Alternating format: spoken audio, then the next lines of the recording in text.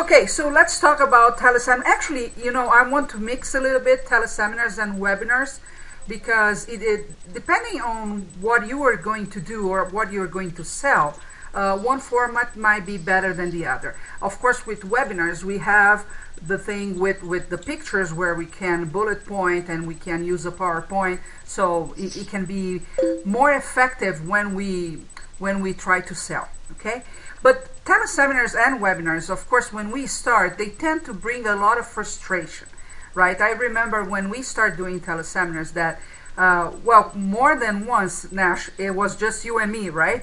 And, Yes. and still we would record because we could use that as a product later, right? And that's totally okay, it's the beginning.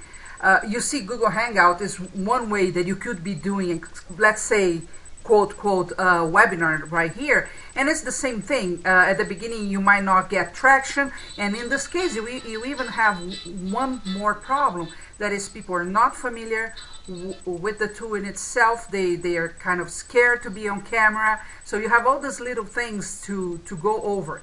But in the long term, can be very profitable, right? After that initial stage, of course, we started attracting people, and then more people. Today is kind of an easy thing to get 100, 200 people on a phone line. It's still not a lot compared to other marketers that can bring thousands and thousands of people, but can be very effective and very profitable. In fact, one of the products we sell through teleseminars is $15,000, which people say cannot be done with the teleseminar only, right? But we do it. Actually, we have one tomorrow. Of course, they don't go to the sale right away. It's not like they can click and buy it right there. They have to go through a process, but the sale itself is done using only the teleseminar. Any comments, Nash? No, Shahar, not really. You kind of touched on it. Now, you, Annette, tell me the beginning, because you started doing teleseminars, I would say 2 years ago or a year ago. It was probably about 3 years ago. It's been quite a while ago. And it was also the same thing, right? You wouldn't get a lot of people at the beginning, right? Yeah, actually, sometimes I'd call in on my cell phone, and I'd be on my home phone just so I could record it, because you had to have 2 people on the line to record it. And so I call in on, I didn't have 2 like you guys, so I had to call in on my cell phone so I could record, so I could repurpose that as a product. Yes. So there's never a loss there because you can repurpose whatever you're doing, right? Absolutely. Did you figure what was wrong, that you were not getting the people? What do you think was happening? I think part of it was maybe the content, part of it was exposure. I wasn't marketing myself enough, or I didn't have the right list, which is what I've been working on for the last 6 to 8 months, is really building my list so that I have the right people on my list. That's very. So I think it was a combination. Yeah, it is. It is always a combination. Those are very good points.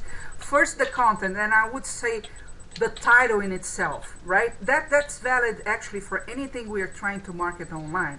If we don't get very good at copywriting, it makes everything difficult, right? And we might think, okay, this is good enough, but it's not good enough on an emotional level to attract people.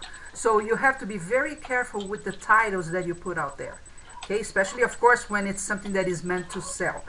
The second thing is visibility. More than that, I would say, well, first, don't think by using just one thing like Facebook, you will get enough visibility. But the second one, are people really paying attention to what you're saying and interacting? And statistically today, if you want to get really attention on social media, you have to be sharing posts, you have to be liking or plus the posts, and you have to be providing content at least once a day. So if you're not doing that, it gets longer for you to get that visibility with attention that we want to. And the third one that you mentioned, the list, we all kind of start with a crappy list, right? Many times we go to networking meetings, and that's how we started, and we would get every single card and put in the system. And of course, those people, they might be prospects, but not really interested in what you're offering, right? So you don't get the attention from that list as much as you want until you start doing some kind of joint ventures, and Annette will talk about that a little later, and then you start seeing the quality of the list improving, because then you're talking to people that are already interested in what you're offering. In the networking meeting, maybe 10% of that whole meeting could be interested in what you're offering, but you're putting all the cards in the list, and you should anyway, because you can warm up that relationship. But at the beginning, we don't see a lot of traction, and then again, it's why it's important for you to put your face out there, offer something for free that they might be interested, and they take the action, not yourself. Cool. Let's do this. I'm going to go through a brief presentation of the structure that we tend to use in our teleseminars, and then Annette, I'll let you tell the story on how you structure your latest telesummit, because I think that was a turning point in your career and the challenges that you went through and things like that. Okay, so the very first thing here that we need to think is we have the teleseminars, we have webinars, and the difference is people can see the PowerPoint. We could do webinars combined with live streaming. We've done quite a few of those. Actually, today we are live streaming through Ustream. But we decided that when it's a presentation that the intention is to sell, we do not use live streaming anymore. And why? Because they have all kinds of bugs, all kinds of things happen and can become a huge problem. Too distracting. Too distracting. And I don't know if it's you, Annette, or who is it? Well, somebody told me last week that they went through a webinar that was a live streaming. Oh, Michelle did that. And it was a total disaster because the sound wouldn't come up and the picture of the other speaker. So it has a lot of issues. So I would suggest it's cool to play with that. And it's cool like today that we have no purpose of selling anything here. We just want more visibility so people can find us here on Google, on marketinghangout.com, on Ustream. So we provide several channels for them to watch. But again, word of caution, because that can get quite in a way of you making a sale. And then we have the type of webinars with JVs, and in this case, joint venture partners. I'm talking about people that are very used to make sales with webinars. So there are some points here that I want you to pay attention when you're in that level, that you have the good list, so they come, and there is a structure that you have to follow. Of course, in any situation, you should have perfect video and audio, as much as that is possible, because it's not always possible. If you're interviewing somebody, you want to balance the audio. Again, when the tool that you're using allows that, like here, it doesn't. But many times when we're interviewing, like I have a strong voice, and I might invite somebody that has a very soft voice. I might want to increase that level, like I was interviewing Chris Mako the other day, and she has a very soft voice. So we need to balance that so it doesn't sound too weird. Another thing is, well, become present. And again, Annette, you could talk more about that than myself, but really be in the moment and don't allow the technology and things to get in the way, especially if you're running the webinar and you have 2 or 3 monitors. You have to be careful to be there and try to look at the camera. Also, another thing that works quite a bit is if you do it standing. Okay, I don't do that myself, but it's true that the energy changes. Of course, your diaphragm it's free to move, so you're not like this. It's important. So when it's one of those big ticket items, you might want to do the whole thing standing. It's just like if you were on stage. You are going to feel that is really, really different. Any questions so far? And I cannot see your faces, so you have to. No questions. Okay. Let's go on. Okay, so be present and standing. If you use automated webinars, which remind me to talk more about that later, but today it's very common that when you do a very good presentation, of course you record like we are right now, and then you put on an automated format, okay? If you do that, you want to be attending during the broadcasting of the recording. Okay, there are many reasons for that, but the main one is you have a chat, and people will be asking questions, will be live on the chat, and you should be answering those questions right there and then. So you should be attending during the recording, and of course also to see if there is any bug or problem there.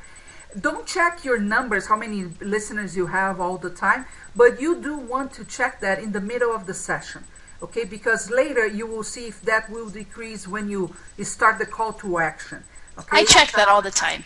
Yeah, you do check that all the time, but it's kind of annoying, right? And it may distract you. So again, in our case, Nashla, we have the two of us. So when one is speaking, the other is not. We have to be careful when we are running the show alone, not to waste time checking that all the time, because it's not going to make a lot of difference. The difference is between the middle and the time that you start the call to action.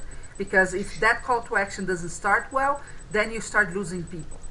That's true. And you know, Shahar, the other thing is, actually, it actually could do a lot of harm because it can be distracting, very distracting, and discouraging sometimes. So, you know, it happens. Sometimes you have a lot of people join you, sometimes you don't. Just like you said in the beginning, sometimes it was just you and me. Well, if you start seeing that there's only one person, or maybe like 5 people, and then it drops to 4 people, and then 3 people, and then it can be very discouraging. It can be indicative of what's going on, but it can also be very discouraging. Exactly. We have somebody else joining us. So we are talking about teleseminars and how to monetize with them. And right now, I'm going to tell you about the email sequence that you should have in place for your autoresponders when you're trying to bring people to a teleseminar that will have a call to action to a sale. So let's suppose your webinar or teleseminar will be on Wednesday, okay? So Monday, you send an email out with content and then the invitation. Okay, this is interesting because a year ago we could send an email for a teleseminar like 2 weeks ahead, and we would get subscriptions and people would attend. Today the noise is so high that it's better for you to work with a short window. So on the first email, you send a content email and you add an invitation for the registration, right? You do want to squeeze them into an autoresponder so you can continue reminding them. Always very important. Nash, which is the page that we usually use for registration? buzzbooster.com/register. No. Right? Actually, for registration, yes, I thought you were going to say for the live. buzzbooster.com/register. Exactly. And when people can go there, they see that it's just a squeeze page where you get the name and email. Then on Tuesday, the second email you send, and you just remind them that there's going to be this awesome teleseminar and here to register. Third day, only for the people that have registered. So on the day on Wednesday when you're doing the teleseminar, 6 hours before, you send an email reminding them. Okay? Then 1 hour before the teleseminar, you say, hey, we are starting soon. Okay? That's the subject. And then you remind them. And the starting now email that goes really 10 or 15 minutes before it starts, you send it out. And you might be thinking, oh, people are starting to unsubscribe. No, they won't. Because in this case, they're the people that already registered. They were interested in the topic, and actually you're doing them a favor because we are all very busy. Chances are we do forget even 5 minutes before. I know I do that all the time. Okay, so starting now email. This will dramatically increase your attendance. For you to have an idea, today attendance is around 50% of whoever registered. You have to increase that. In your case, in this last telesummit, Annette, how was that? Did you have the reminders, yes or no, and did you get 50% or less? How was that? I got less than 50% that came on the telesummit, but the reminders went out every day. They went out a week prior to that, so they were getting constant reminders. And because it went for 5 days and there were 10 different speakers, I believe that not the same people showed up every day. I think some people were just targeting specific speakers, and those that couldn't show up, if they wanted to, they chose to buy the kit where they could get all of the recordings of all of the speakers. And so I sold quite a few of those. That's good. That's good. As well. Yeah, and that's totally average, right? Maybe next time you want to try the reminders on top of the hour. I was talking to Michelle. We did a teleseminar last week on affiliate marketing, and that's one of the things we did because, again, we've been using, and she's been using the same strategy, and it has been working, okay? Now the don'ts when promoting a teleseminar. No 800 numbers for that, right? You have to use your cell phone or your landline. In case you're going to tell them to call, it's very important, of course, to have real people answering the phone, because you would be amazed how many people send to an answering machine. Then you're just really slashing your sales, because a lot of people will not leave any message, and you just miss, and you miss a huge opportunity. Of course, in this case, it's usually when you would guide them to a higher ticket item, so you want people to be answering the phone. Do not, if you're using one shopping cart or any kind of shopping cart, never use the two-step checkout. Okay, you always want to use the one-step checkout. Every single time that you ask people to click to one more screen to fill one more information, you decrease in 30% the conversion. So you have to be careful. And the trackable link, the link with your ID for an affiliate link, you should turn that into another URL. You can say, Nashla, how you work that, but you don't want the ID to go in that URL because you also miss the sale. Don't forget, this is your hot list. This is the list of people interested in what you're talking about. So you have to be careful how you conduct the sales. Nash, about the links to avoid using the affiliate? So we'll somehow mask that link. So if it's an affiliate link and it's nice and long, or sometimes it'll start with oneshoppingcart.com/blah blah blah blah. What we'll do is usually we'll put it through BuzzBooster, so we'll have a little redirect. It'll be buzzbooster.com/Annette, whatever, buzzbooster.com/red, and then it redirects to whatever our affiliate link is. That requires a snippet of code, which I don't know what it is right now. I just have like a little text file that I copy every time. But actually, I suppose an easier way, Shahar, is just to use one of those tools like bit.ly, bit.ly, or tinyurl, or any one of those URL shortener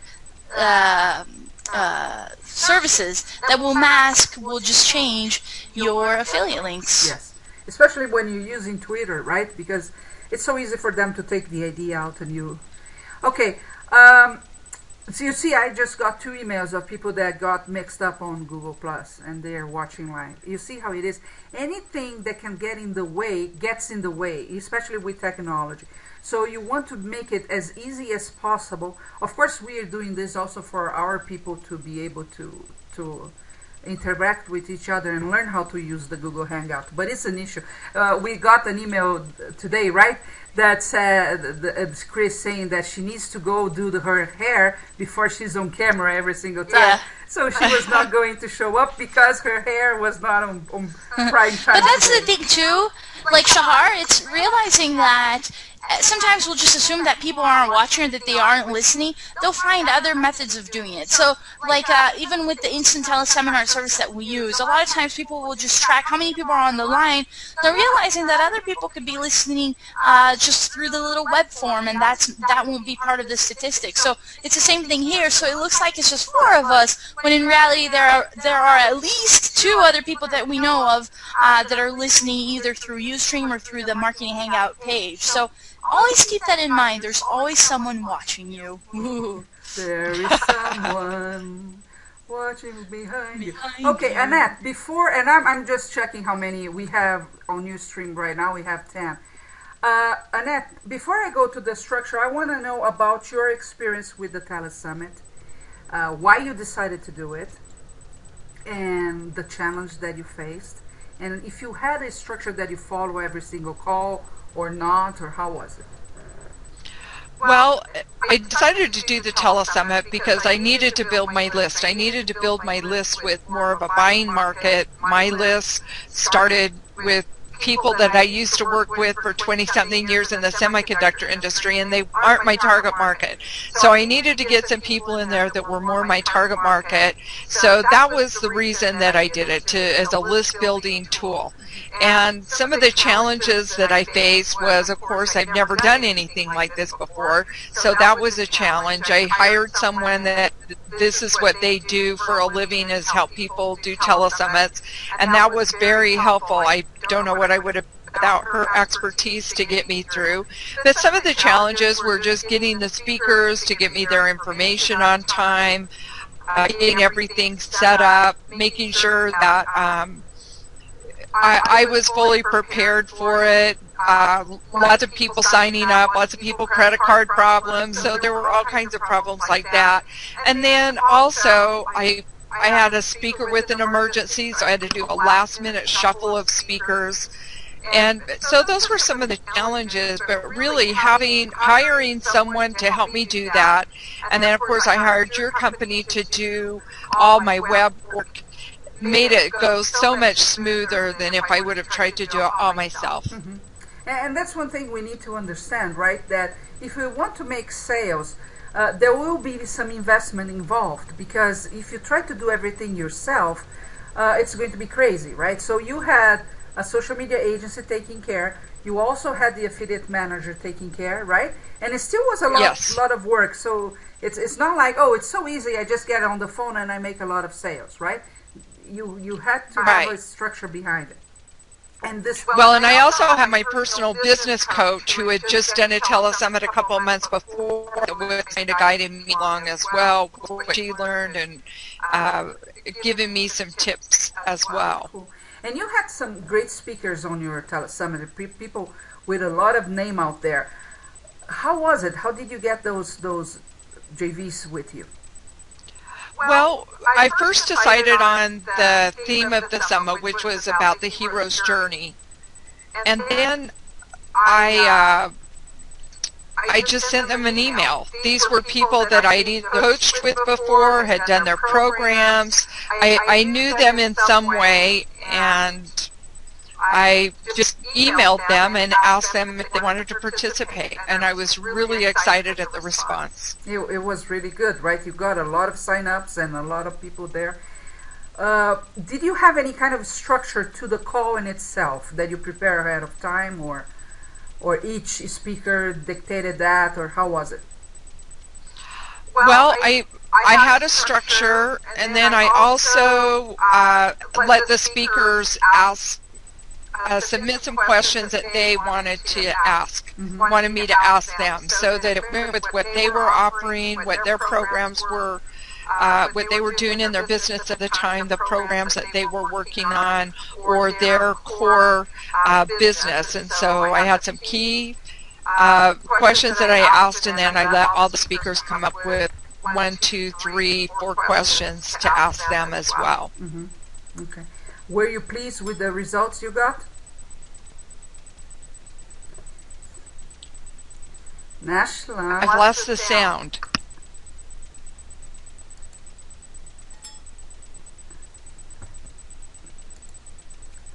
Wait a second. Okay, Shahar, I think you're muted. I am. You muted me. Sorry. There we go. Now I have the sound. I think I also muted Scott. It's all by accident. Sorry. Okay, so no touching buttons, okay, Nash? We are newbies at this. I need to see what it does. Yeah, then there is editing in the post-production, so fun. So I did ask you a question, but I can't remember what it was anymore. Oh, so what about the results? Are you happy with the results you have? Is this something that you're going to put one after the other? I was very happy with the results. I had a great response, and I plan on doing one probably in another 6 months. I think you want to space them out and not be offering big things like that too often, because you don't want to burn your market out. But I think about every 6 to 8 months is a good space between a big event like that. Yeah, and Annette is talking about a telesummit format, right? Do you want to explain what a telesummit is? It's a little different than a teleseminar by itself. What's the difference? So a telesummit is more a larger training program. So you might go to a multi-speaker training event that lasts, a weekend or 3 or 4 days. The telesummit is the same way. You have multiple speakers that come on that present their material, and you usually have a theme around it. So it's an online training program, basically, where you invite other people to participate. Yes, most of the times you invite other speakers to be with you, and a common thing in the market today is when you're starting out, and that's not starting out, but as she said, she needed to grow a list, so she didn't have a good list. What do? You partner with people that have big lists, so of course through the registration process you will increase your list, and during a period of days you will have those speakers being interviewed. Most of the telesummits, they are free to enter, but they offer the recordings, and I think that was your case, right? You offer them the recordings to buy, and then of course you have to have a structure to be able to, after they buy the recordings, then you will initiate the process for them to buy other products that belong to you. And of course in this format you usually have bonuses and things like that, so it's a lot more work than just a teleseminar where you really pick up the line and invite somebody and speak with somebody over a period of 1 hour. Okay, let me show you now the structure that we usually use for our teleseminars. This is a structure that the first 15 minutes, so usually you're going to be taking about 90 minutes, almost the same amount of time you would take on stage. Of course, in some cases you shorten that to 1 hour. But you would start creating a connection with the audience, okay? Tell your story, first of all. Besides introducing yourself, start with a story in order to create rapport and a connection with people. That should last from 5 to 15 minutes. Okay, depending on where you're going with the story. Remember not to be repetitive or boring, because it's usually not a good idea. And then you're going to teach. Okay, people need to understand you know what you're talking about and you have content to give, okay? This should go from 30 minutes to 50 minutes. It all depends if you're doing a 1 hour format or a 90-minute format. Of course, if you're using the webinar format, every time you're giving a point, like a bullet point, you would show that on screen to make it register in the brain a little better. After you go through that, you kind of reiterate what you said, so you summarize everything that you said and you highlight again the main points, okay? Now you transition to what we call the shock and awe. At that moment that people will say, wow, I need that, or I want to be like that, or something. There are many different ways of doing that. Talking about a case study is one. Bringing people on the line to tell, how you have helped them, but not only on a testimonial format, but telling the story in itself. This is how I was, and this is what I became, or this is how much I used to sell, and then that's what happened. This kind of thing, they work really well. Then logos, of course, if you have logos of clients, we actually, when we do the stage presentation, we have a slide that is full of logos of people we have worked with, or some kind of proof.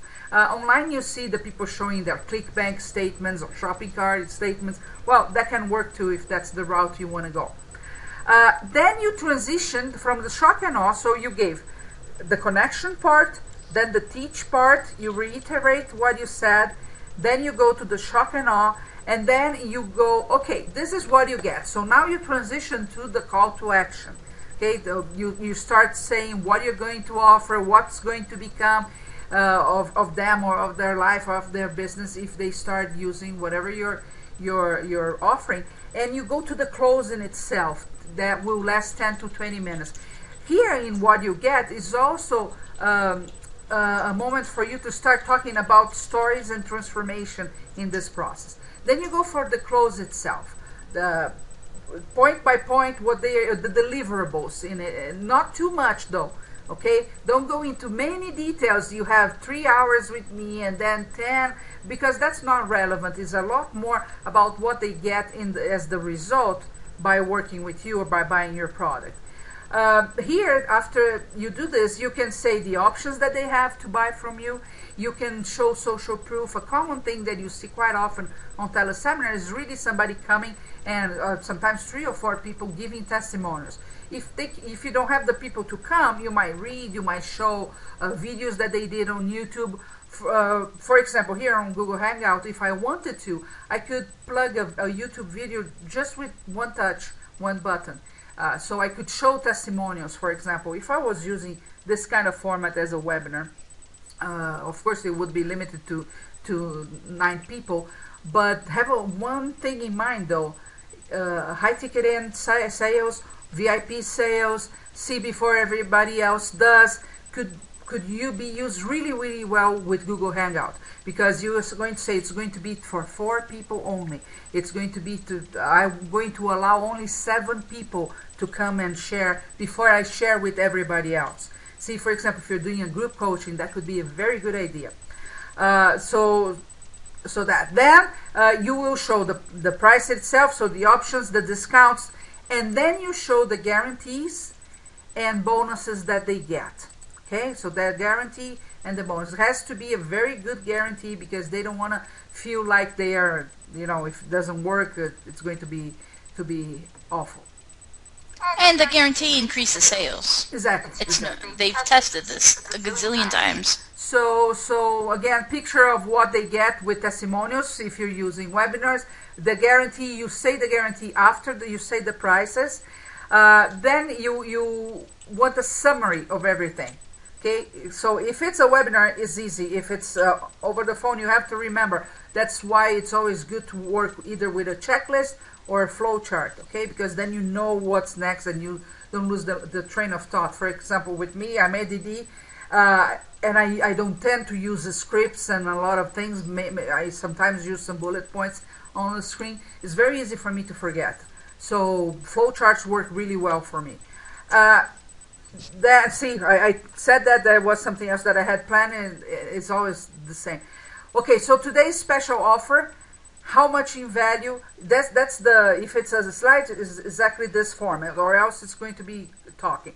Today's special offer, how much is in value, your guarantee, ask to write in the order form. If you're offering an order form, if they have to print a PDF with an order form, ask them to write that down. We do that quite often, despite if we have an order form or not.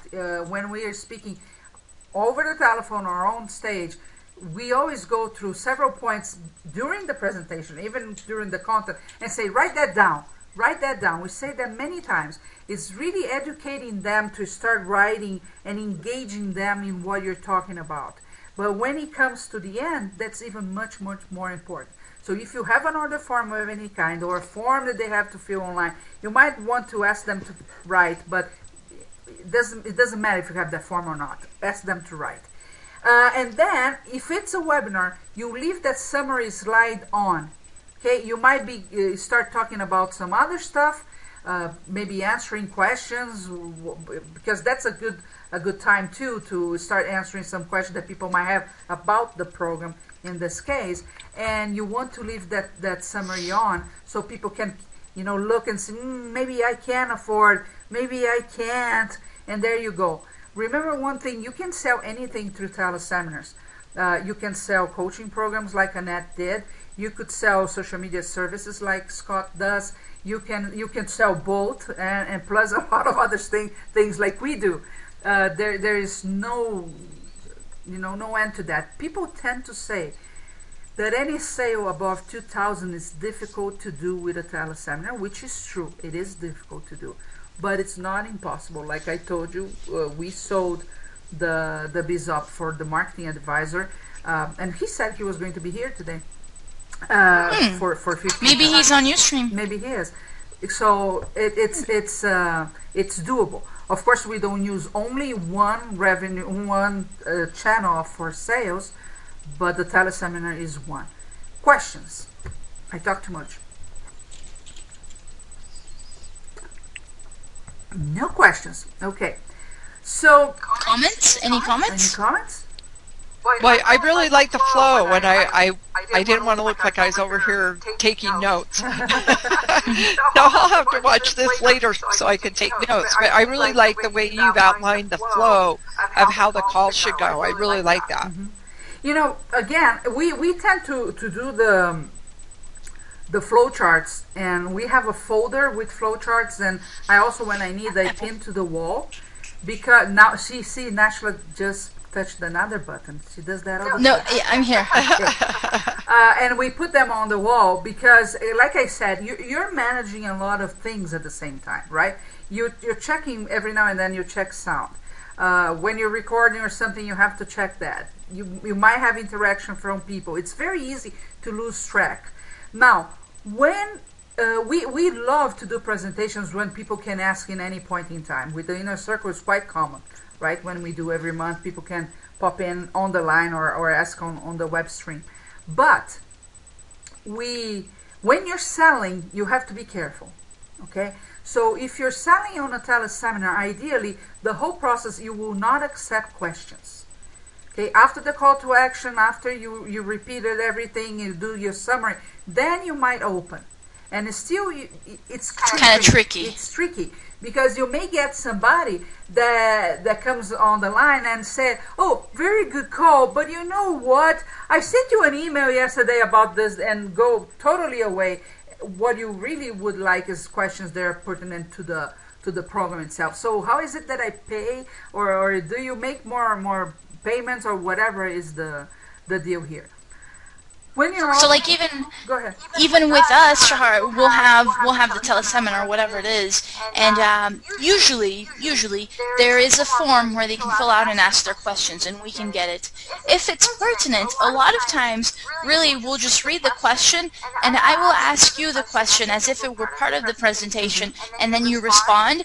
So we don't really say, hey, this person just asked a question, and here's the answer, because then it kind of opens up for other people to ask the question. And when you're making that sale, when you're doing that presentation for sale, the questions can kill the sale, just because you go off on a different tangent or whatever it is. A lot of times it's not so much for us where we're very improv as we're going, but a lot of times for most people, in fact, they have a set presentation, sometimes word for word, that they're doing, and so if it interrupts with with a question, it takes them off rail, and then they get distracted, and it's hard to get back into that beat that they were when they were making that sale. Actually, as a rule of thumb, if you're selling, you really want to avoid questions as much as possible. Okay, like I said, maybe at the end, but never during. Same thing if you're on stage, if you're doing presentation. When we are doing presentations, for example, locally with Chambers of Commerce, that it's not really going to lead at that moment to a big sale anyway, then it's okay. We leave it open and people can ask questions during the whole presentation. But when it's on stage, then is another deal. We go because we know the structure, and you have to have that, and you have to, we know of some speakers that they know word by word the 90 minutes. We don't do like that, but pretty much, because we know the sequence pretty well, and we know that in the moment that we start doing the call to action, if it's me, Nashla will really stop talking and will come in just on crucial points. And on the phone is exactly the same thing, or else he can get in the way and you just lose the sale, and that's not fun. Well, you brought a good point. Even like on stage, especially, some people will do this where they'll stop what they're saying and ask a question, and that totally kills it as well. I mean, sometimes if there's someone who's persistent and they keep raising their hands throughout, you can say, "Hey, I will get to your question afterwards," but then proceed with your talk. Otherwise, it's a problem. And then a lot of times, if there are questions, that's when you use the whole, I can answer your question at the back of the room, so come with me, and then that kind of helps with actually that momentum at the end, where you want people to go to the back table where you're selling, essentially. And with the teleseminar and webinar, it's pretty good when you have the chat feature, because then you can control and you just answer the questions that are pertinent to that. One last thing. If you're doing the JV teleseminar, so you have big JVs and you were going to interview them on a teleseminar in order to sell their product. They're actually, this is not the average coach that you usually partner with. This are really people selling We know about some cases of selling $100,000 on the line. Okay, so these are people that's what they do. Well, and you are usually approached by a JV coordinator.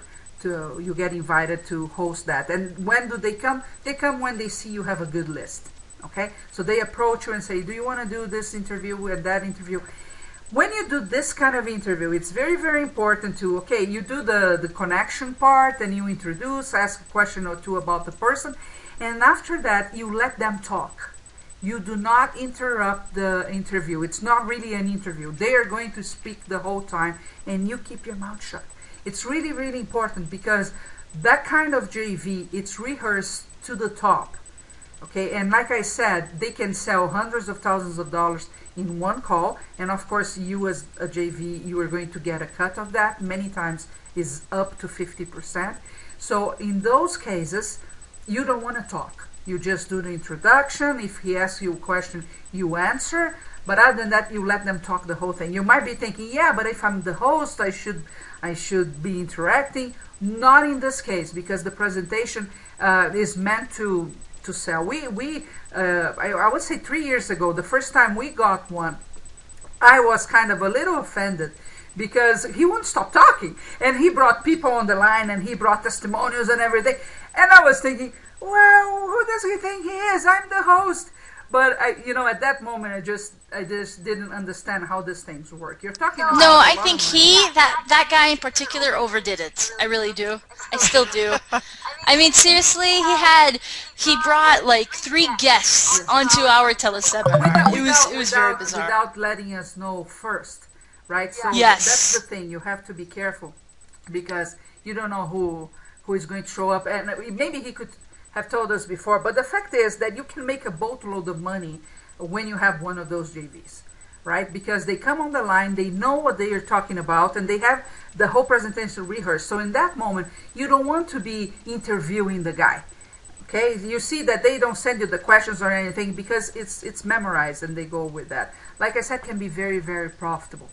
And if it's always good to connect with them in environments like Google Plus and Facebook and all the rest, because when you have a list that responds, then things start playing a different thing. Comment.